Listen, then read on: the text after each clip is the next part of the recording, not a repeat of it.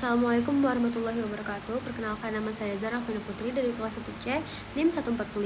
Di video ini saya akan menjelaskan tentang statistik deskriptif, mulai dari pengertian, simulasi data, cara pengolahannya di SPSS, sampai interpretasi hasilnya. Sebelum masuk ke praktik, kita pahami dulu apa itu statistik deskriptif.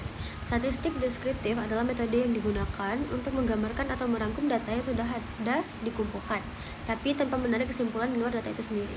Jadi, kita hanya mendeskripsikan data apa adanya.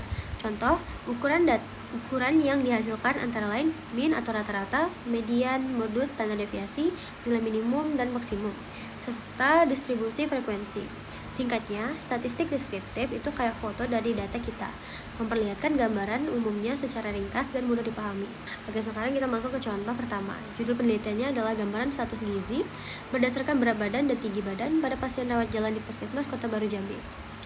Jadi, di sini kita mau mendeskripsikan kondisi gizi pasien berdasarkan data antropometri mereka. Data yang kita gunakan adalah data simulasi dari 30 pasien rawat jalan. Setiap pasien dicatat berat badannya dalam kilogram, tinggi badannya dalam sentimeter, dan dikategorikan status gizinya, normal, overweight, atau obesitas. Berdasarkan perhitungan indeks massa tubuh atau IMT, sekarang kita buka SPSS-nya. Pertama, klik tab variable view di bagian bawah. Di sini kita buat variabelnya. Variabel pertama, no responden, tipe numerik. Variabel kedua, berat badan, tipe numerik. Desimal 2, variabel ketiga, tinggi badan, tipe numerik. Desimal 2, variabel keempat, status gizi, tipe string. Setelah variabel selesai dibuat, pindah ke data view. Lalu input semua data 30 responden satu persatu sesuai tabel simulasi yang sudah kita siapkan. Nah, datanya sudah masuk semua. Sekarang kita lakukan analisisnya. Klik menu Analyze di atas, pilih deskriptif, statistik, lalu klik deskriptif. Masukkan variabel berat badan dan tinggi badan ke kotak variabel S di sebelah kanan.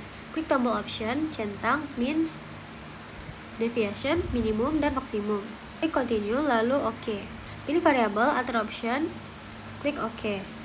Untuk distribusi frekuensi status gizi, kita balik lagi ke Analyze, Deskriptif, Statistik, Frequency, masukkan variabel status gizi, lalu klik OK. Oke, outputnya sudah keluar di viewer. Sekarang kita lihat hasilnya.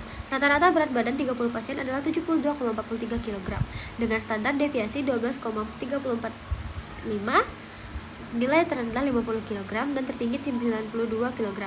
Untuk tinggi badan rata-ratanya 155,10 cm.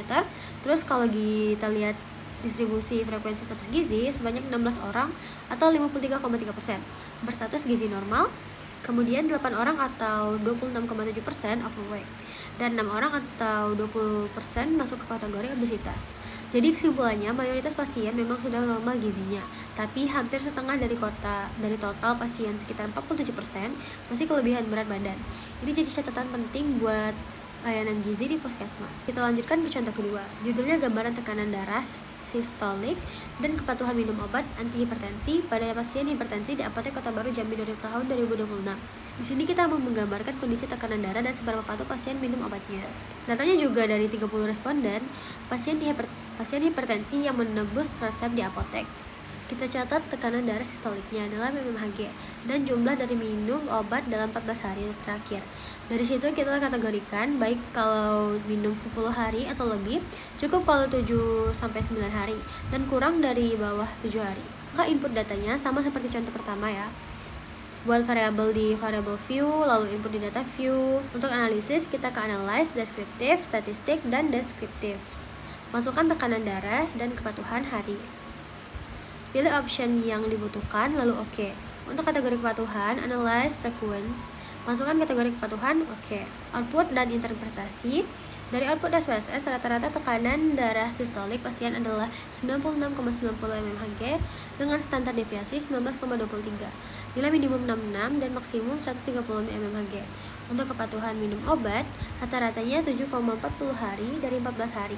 Kalau kita lihat distribusinya, 5 orang atau 16,7% kepatuhannya baik, 14 orang atau 46,7% kepatuhannya cukup, dan 11 orang atau 36,6% kepatuhannya kurang.